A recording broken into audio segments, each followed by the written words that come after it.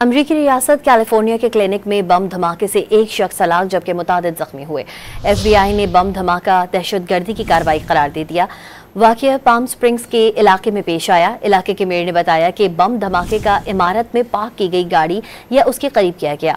Police ने धमाके के नतीजे में तबाह हुई गाड़ी से कलाशनकोव समेत 2 बंदूकें भी बरामद कर ली। खबर एजेंसी के मुताबिक धमाका इस कदर शदीद था कि मरकजी सेहत की इमारत की छत उड़ गई और इर्द गिर्द की इमारतों के शीशे।